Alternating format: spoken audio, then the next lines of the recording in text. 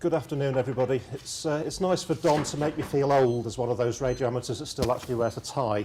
But then again, since I did start in the hobby at age 11 and I'm now 49, I might be given some slight excuse for that. My role, as per the title here, is I'm the Region 1 Emergency Communications Coordinator, which means I cover Europe, Scandinavia, the Middle East and Africa. All very different countries, but with their own different issues, but a very common thread that in 42 of those countries there are over 10,000 radio amateurs declared as being involved in some form of emergency communications activity. What I want to discuss today is how that can be relevant to you, no matter what country you might come from. And I've put on the end the sort of philosophical question of why me. I'm not an actor, but if you try and do that in various different thoughts of the why you, why me this time, we'll go through that on each slide.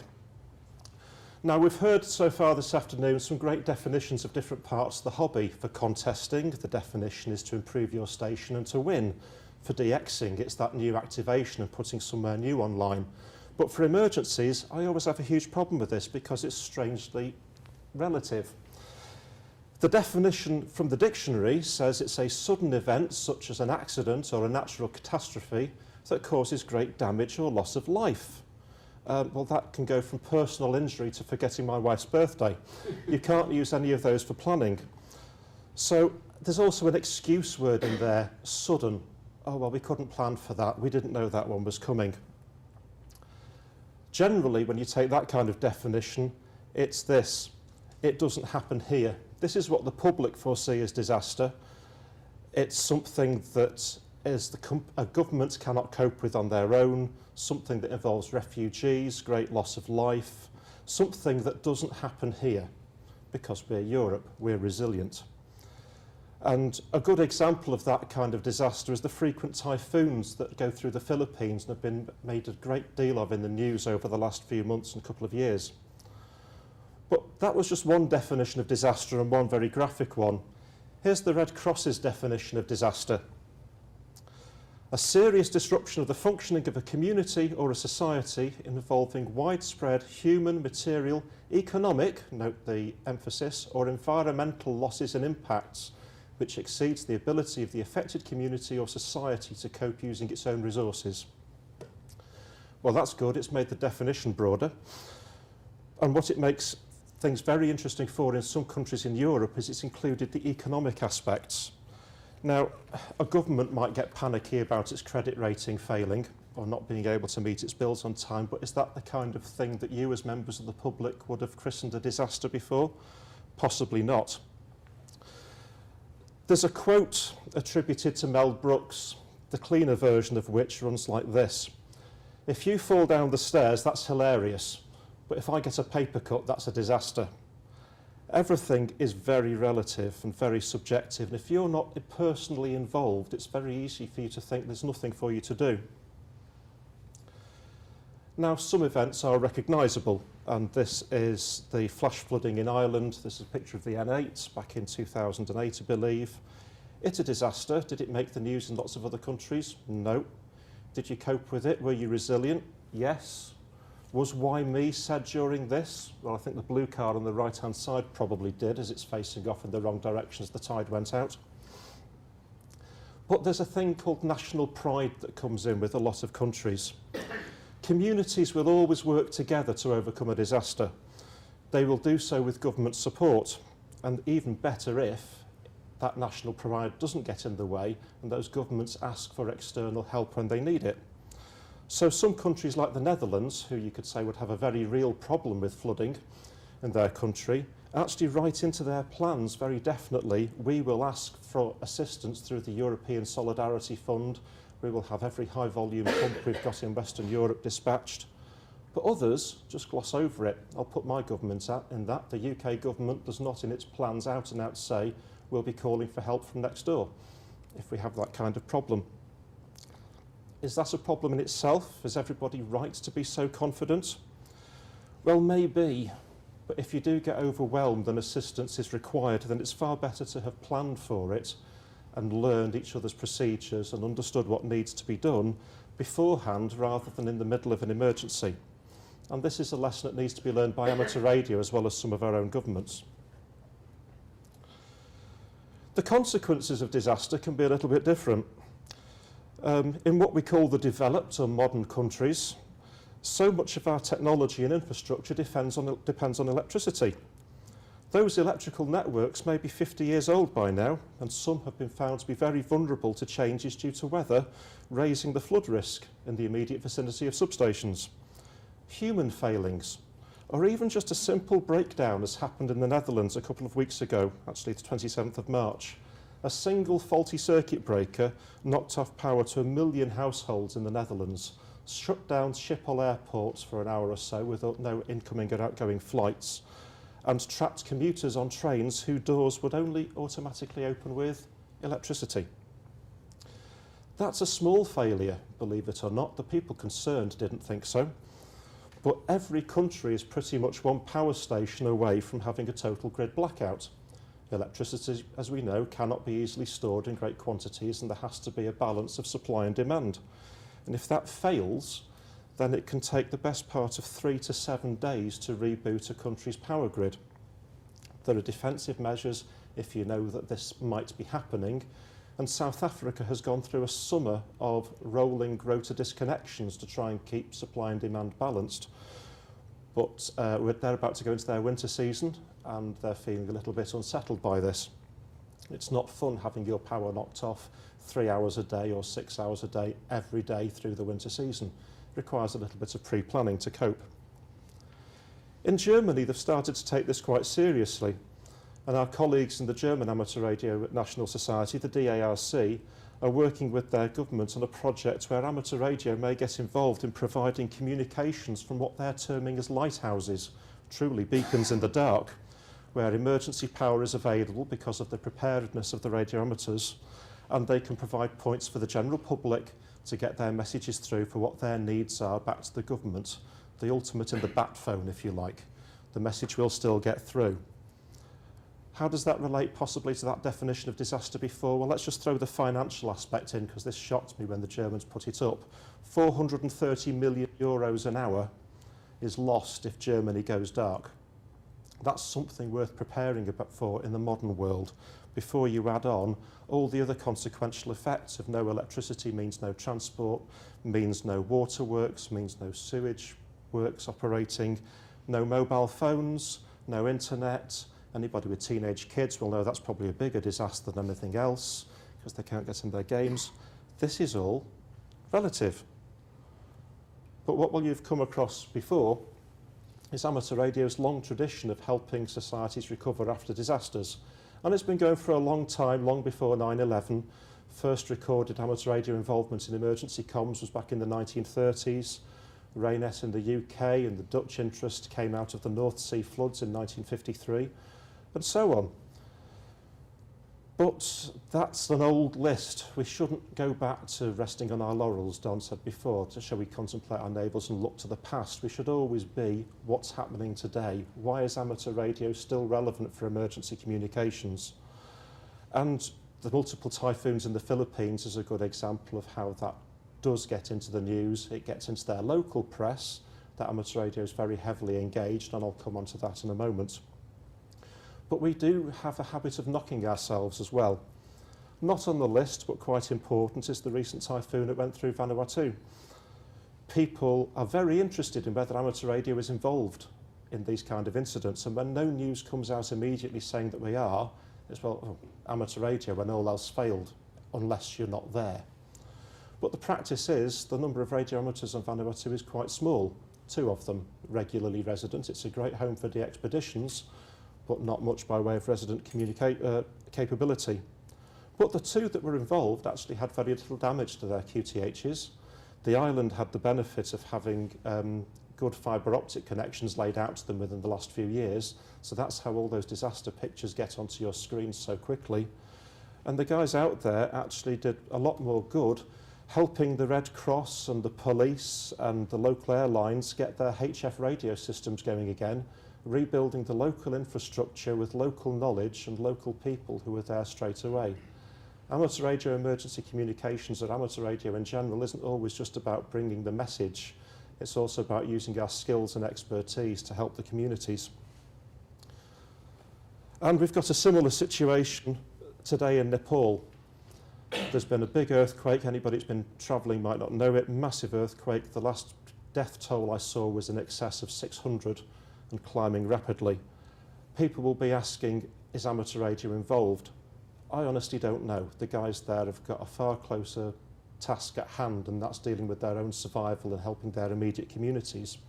What I do know that's a very positive message is that the radio amateurs in Nepal were involved in an exercise with American radio amateurs through the military affiliate radio service, sorry, Military Auxiliary Radio Service, or MARS, back in 2013 to get ahead of just this kind of incident. They have got the skills in-house in Nepal. They've developed the international links with a particular user group who they know can bring them assistance, and that kind of bridge has already been built. So it's there when needed before the emergency rather than afterwards. I said I'd expand a little bit on the various typhoons in the Philippines. Mostly our emergency communications activities are kept fairly local. Here are stations providing a safe and well message service for people in the disaster area. The messages are passed to amateurs, and the queue of people you can see behind the Tacloban city captioned there are queuing up with little bits of paper with addresses, names, phone numbers of their loved ones who they need to say, we're alive. Those messages are passed by the radio amateurs who've set up their station in the middle of nowhere, running it off batteries and getting taken back to not necessarily the authorities, but at the other end of this there are more amateurs who are then taking all those messages and phone calls, and in what can be a rather harrowing job, passing on all those messages to some very relieved relatives. That's directly amateur radio helping the public. It's emotionally draining. They do it with no help from the outside world. Again, when you see in the press that the United Nations has flown in several containers worth of emergency comms equipment, that's usually to manage the relief effort and all the external people going in. All these guys need is the location, a pad of paper, and the HF frequencies kept clear so they can do what their public find most valuable, and their government finds most valuable as well. They do this with a great deal of government support. I want to go back to the dependencies, and Don again alluded to, we've heard it before, I think from Paul as well, for what is radio and what is the internet involvement in it. Should we build networks with diversity that operate on different kinds of power, wind, solar, anything like that? Or should we try and build resilient networks with one or two routes for messages to get around any problems that might be there? We need to try and provide both to meet the worst possible case. We can't expect every radio amateur to have his own generator and solar power station, but if we have enough people involved, we have enough diverse routes to get the messages through as they're needed. The caption there is modern communication systems are built on the foundations of older systems, and we can't get much more older than Alessandro Volta and the battery. When mobile phones were first produced, there were problems with the lifetime of the batteries. These problems were gradually solved, and having solved them, we then spoilt it by the invention of the smartphone. Let's have something that consumes your battery even faster. So battery life is now becoming an issue again. So all technology depends on some older technology to work. Batteries in one case, hardline telephone lines, which have now turned into mobile phone connections for others. And when those systems fail, you need something simple and basic to act as the bootstrap to bring those complicated systems back up again. And satellite phones are used by a lot of emergency communications organisations. Small problem, satellite phones need batteries. Where do you charge your batteries up in the middle of the Philippines if the power systems have gone away? So before you say we're back into the never happen here, Ireland is lucky. I've got to say extremely lucky, although you might not feel it. UK is in a slightly better condition, but mainland Europe is now operating as one large power grid, from Portugal in the west to Poland in the east, Scandinavia down to the toe of Italy, one massive synchronised grid. One human error a few years ago with routine switching shut down power in parts of Germany and France. because the system was that interconnected, a failure affected 2 countries at least, and it started to get into Italy as well before it was finally arrested. Accidents happen. We always try and learn from them, but whenever you get a complex network, the other certainty, and I wish we could get this one copyrighted as a law, is that it was always find a new way to break it. It may be an accident, it may be a complex computer control that's not been thoroughly checked, or it could just be as simple as terrorism and somebody figuring out where to unplug something to cause untold misery. Threats change. This is something we should never consider that our work's done. There's also a new threat to come along, and just because something's seen as low risk, who would have thought, for example, that the Chelyabinsk meteorites would actually have injured thousands of people from debris from flying glass? That kind of lesson is supposed to get picked up and built into new systems, and do we need to pay any attention to this? And this morning I took a walk around Kilkenny Market, as everybody was still waking up from the Friday night before, and admired the great feats of structural glass that cover over Kilkenny Market Cross. So some lessons are learned and some aren't. But suppose that did happen here. Communication systems, as we know, it would get overwhelmed as everybody goes onto Twitter and Facebook to post the pictures of it. But where would the government get their trusted damage reports from? And how would that communications overload be handled? In the Philippines, they actively use, or the affected people actively use, cell phones and social media to send messages after the typhoon hits, and these are used by some relief organisations to pick up what they need as information on the ground. But it always needs to be verified, and there's got to be some kind of sieve.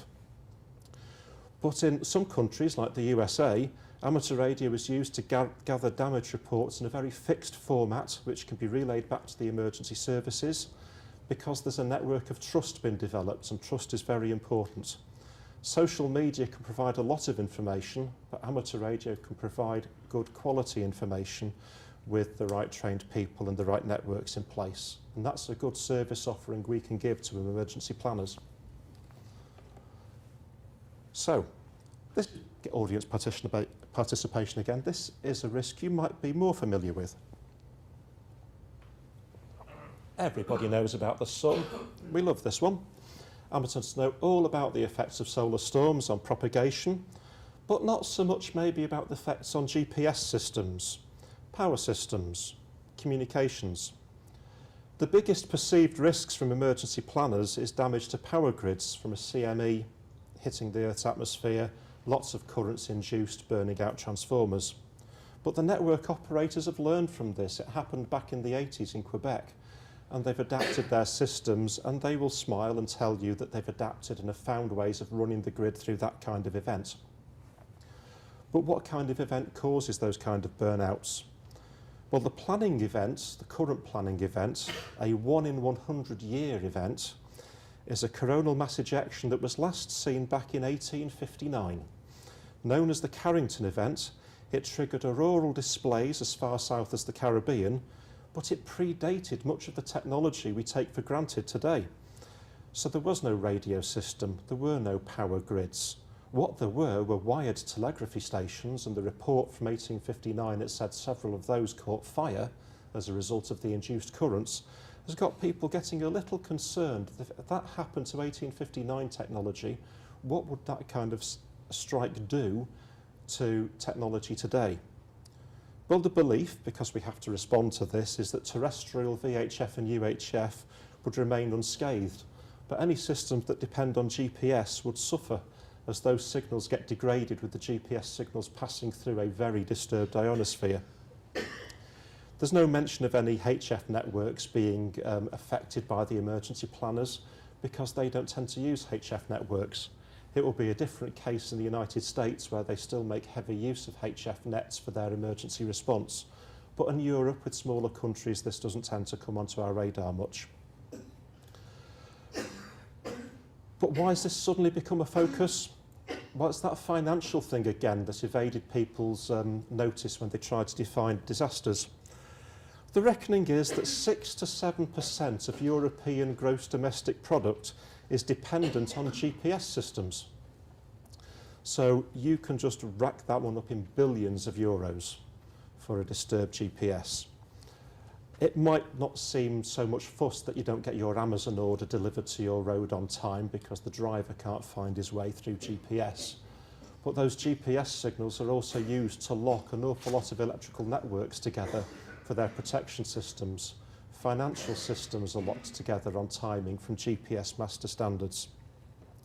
So the message needs to be driven home because, again, people have rushed after a technology like the under-11 football team on a football pitch. GPS is good. We'll use GPS for our time locks for everything. But if you lose the GPS, what does your system do? People have become very dependent on a single system for operation. I want to reinforce at this point what we can do to mitigate some of those problems we face. Amateur radio can provide a strong, decentralised, resilient network, and we have the technology to do it. If anything, it's inbred in us. You can't find many people more independent than radio amateurs. We can provide that basic network, that bootstrap network, to bring up the systems that everybody else is depending on. And we are doing that with newer technology. Mention was made before about the Hamnet network. Search on the internet, look up HSMM for an earlier incarnation of it as high-speed multimedia.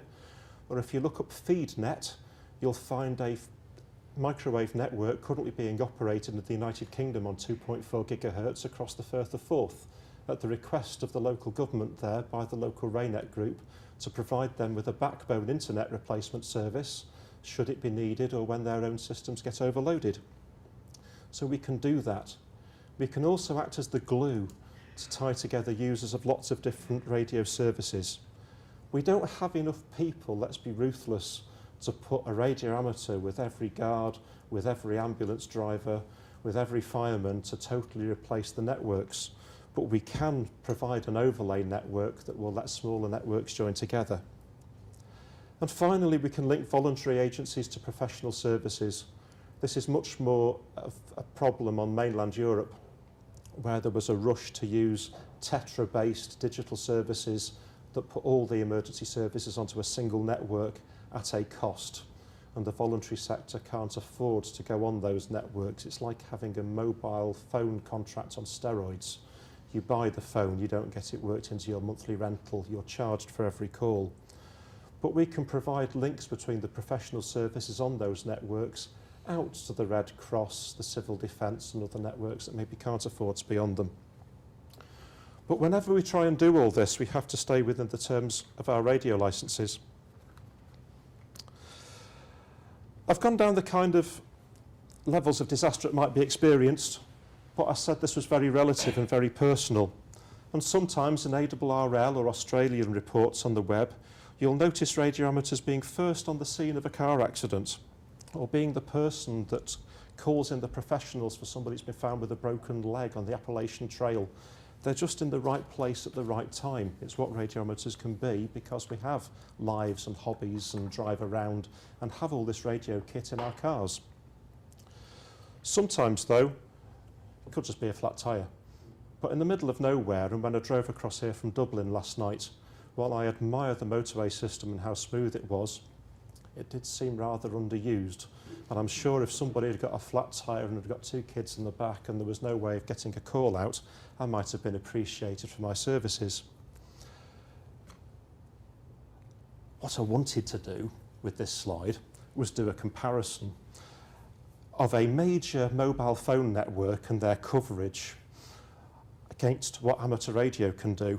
But I thought that was a little unfair, because we have massive powers available to us by comparison to what the mobile operators and private mobile radio operators can do. This is what SIR can do with one 70 centimetre repeater on Mount Leinster. Not 100% coverage, but coverage at the right place at the right time to the right people with the right kit off one station. Whereas a major mobile phone network operator, since we're being recorded I can't name them, has holes in their services and does that with several thousand base stations, each run off normal mains electricity, maybe if you're lucky with a car battery at the bottom to act as a bit of an uninterruptible power supply. We have massive advantages because of the technology we can bring to bear. So at this point I'm hoping you're asking, what can I do? Nothing you haven't heard already through the course of the afternoon. Be an active radio amateur, stay interested in the hobby, get involved in DXing, it gives you skills, it encourages you to improve your station. When you're driving round, monitor the repeater or monitor the calling channels. Go out for outdoor operations, operate off a hilltop. It's great to have a low noise environment where you know you can communicate with somebody in your country or the far side of the planet off a really simple system. Politically correct, I've got to say, and follow the band plans while you're doing all this. Because it helps advance the state of the art. It provides the big pool of radiometers that the governments like to see, and I'll come to the reason why in a moment, to say they have a pool of this trained resource that can get them out of a hole when it all goes wrong.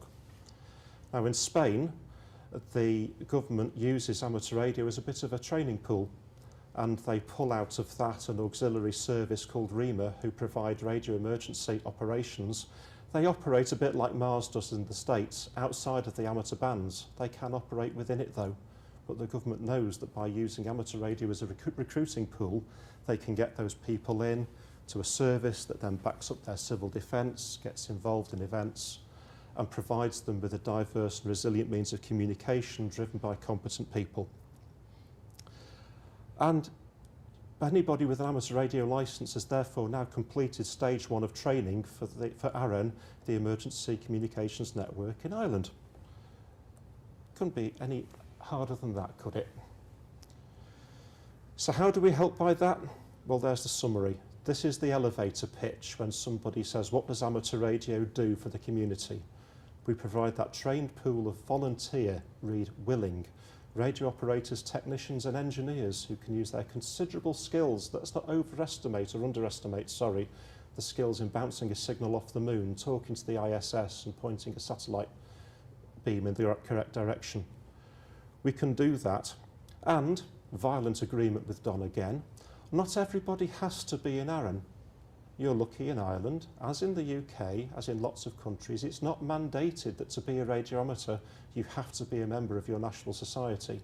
It's not mandated, as it is in one country in my region, that to pass emergency communications traffic you must be a member of the recognised emergency communications body.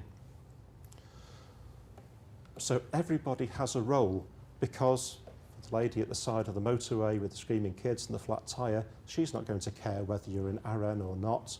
You're somebody who can help, and you're the positive face of amateur radio while we're doing that. So if you get caught in this, let's keep the why me theme. You are now the person at the pointy end. The emergencies happen to you. What can you do? Well, it's all relative. If you're in that position and you're not an active emergency comms person, this is the basic guidance. Keep calm. You're at the pointy end, or you might be taking the message, as again we see in the amateur radio press from time to time, for maritime mobile stations that are in difficulty, and for whatever reason the only place they can get a distress call out is on 20 metres. If you're on the receiving end, keep calm. The other guy is having a far worse time than you are. And what he really needs to hear is somebody that sounds cool, calm, collected and professional, that the message is going to get through to the right people at the right time. If you're at the pointy end as the radiometer, equally keep calm. It's a bit like being first on scene as an accident from the emergency services. They don't have a flap and a panic at seeing a 5 or a 10 car pile-up. It's just another day at the office, and we've got a job to do. The job in this case is following the journalist's rule, the 5 W's. Who, what, why, when and where.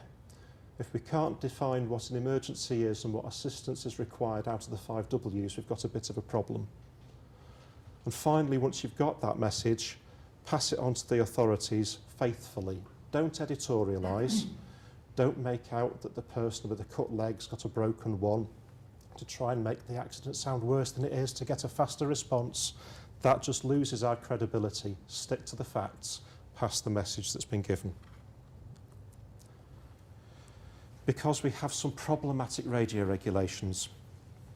I said stay within the rules, and all rules ultimately come from the radio regulations. This one's fun. Amateur stations can be used for transmitting international communications on behalf of third parties only in the case of an emergency or disaster relief. Problem.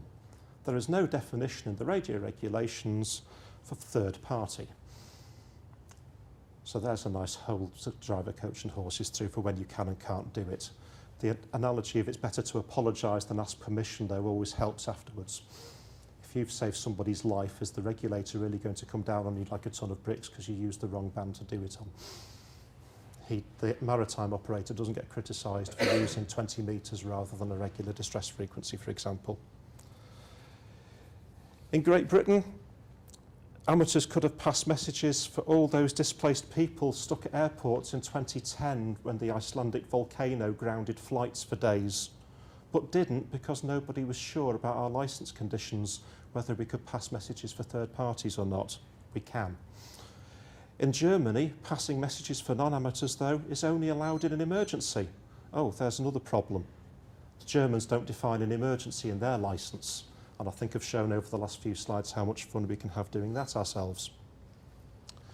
So, a disaster is not the time to rewrite the rules. It is something the IARU has been having a go at. Article 23 of the radio regulations got dealt with about 9 years ago or more, it feels like. Getting regulatory change is slow, but it's also helped by having positive good news stories about how that change was positive and beneficial. I might have some contentious bit here, it depends what mood I'm in. The International Telecommunications Union, regulatory body of sorts, it sets the radio regulations, it's seen as part of the United Nations, but it actually predates it, has two very active recommendations, actively encouraging regulators to let the amateur and amateur satellite services develop robust, flexible and independent amateur services. Independent meaning independent of other utilities, independent of other telecom systems. We're no use to anybody if we use the same system that's broken and caused the disaster in the first place. From the development arm of ITU, recommendation 13.1 tells the people who are involved in emergency response that there are ways of using the amateur services in disaster mitigation and relief. They actively push for this, or that's the hope. In practice, what we have to do as amateurs is remind our regulators, did you read this in the recommendations when you all had your ITU get-together? Did you understand that amateur radio has got this great benefit to bring to the public that we all serve, Mr. Regulator, and the amateurs, so that we can best make use of our resources for the public, for the benefit of the public who give us the bands to play with in the first place. We need to promote our emergency work far better than we actually do. Many amateur radio emergency operations go totally unreported because the local groups don't think it's relevant to other people. Or maybe if it's like in Turkey or Italy, earthquakes happen so often, it's natural to them. An earthquake turnout and the deployment of amateur radio doesn't make the news. And yet in practice, for a lot of earthquake turnouts in Italy, radio amateurs are sent into the field to act as the red phone, the backup phone, in case the comms systems fail.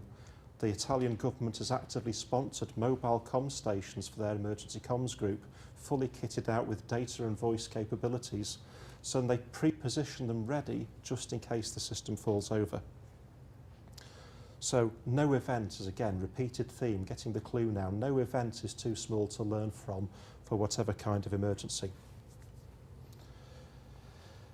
There was a pickup in some regards for international emergency communications following the Pacific Ocean tsunami over 10 years ago. And out of that came the Global Amateur Radio Emergency Conference that followed on from the Tampere Convention, and there was a request to get some common centres of activity defined for emergencies. Because, again, we don't want to be making things up as we go along. It's nice to know as emergency communicators in Region 1, and that is region specific, if you go to those frequencies, you're more likely to find emergency communicators working the emergency. And we extend the same privilege out to slow scan TV and various other specialist modes. Those are not, and again for the benefit of the recording, these are not absolute frequencies, they are centres of activity. So if we have something kick off and 14300 is occupied, the emergency communicator should find the closest clear frequency to that and set up shop. The hope is, of course, that once the emergency is announced and declared and shared as widely as possible through the services that are still available, that the rest of the community will cut us some slack in the same way as it happens with other aspects of the hobby. It's a bit of live and let live. Here is something positive happening for amateur radio. Please give us the clear place to work. But would we use those international frequencies? Well, the accusation from some countries is, well, we never would. Our country's not big enough. But some of them are. And sometimes, even with a small country, the needs of the communications services are greater than you can support off VHF and UHF alone. So some years ago I heard that the Mexicans, if a hurricane goes into Mexico in the northern half of the country, I usually get this wrong, there is a strong VHF and UHF network. All is right with the world. In the southern half, for whatever reason, they depend on 80 metres. 80 metres is not the best all 24-hour band for any kind of communications. So they have a nice arrangement with Cuba. They know each other's procedures, they share a language, and if a hurricane goes into that part of the area, the surrounding Spanish-speaking countries fill in the propagation gaps because they've worked with each other and trained. So yes, it's a national emergency, but it doesn't stop international support from radio amateurs in providing relay links for messages within that country that's affected. However, 99.9% of the time I'll hope to say that you're more likely in Ireland to hear emergency communications on these VHF and UHF frequencies. They're probably public service events. As Don alluded to before, not everything has to be an emergency. All teams need to be developed and trained, and public service events, horse rides, half marathons are all excuses for emergency communicators to go out, play in a different environment, work alongside their served agencies, the police, the fire, the voluntary aid societies, and depending on the level of use in each country, some countries define frequencies in their band plans, some are a bit more make it up as we go along and start on the calling channel and we'll find a clear one from there. But for Ireland, these are the appropriate frequencies where you'll hear RN operations taking place. So heading towards the end, how can you help? Well, it is one of the more public and regulator-facing aspects of the hobby. So active support of RN would always be appreciated. Everybody needs more volunteers, no matter what the service is. I can also see roles, though, for the home-based operators as much as the young operators that like to climb mountains and put up repeaters in the middle of nowhere. You don't have to be that mobile, as I think the Cuba and Mexican example reveals as well. But even if you're not an active volunteer, could we still just have your understanding? You now know the 5 Ws. You now know the frequencies that exist in Ireland. You also could possibly monitor your local repeaters. Have some understanding of what emergency communications is all about and help us deliver that service. What does the IARU do to do this? Well, we provide a forum to allow national emergency coordinators like John, EI7IG, who's now in the room keeping an eye on me, ably assisted by Connor, EI4JN, to share information, to learn from other people's incidents and disasters. We try and bring people together with shared problems to work together. We develop common procedures and training to allow messages to pass between countries and break down those barriers before they become a problem in the emergency. And we organise an exercise once a year to practice that message handling across those barriers. Why do that? Well, a while ago I did a talk in Finland and found that their health sector had written up about their use of one of those very expensive Tetra-based systems.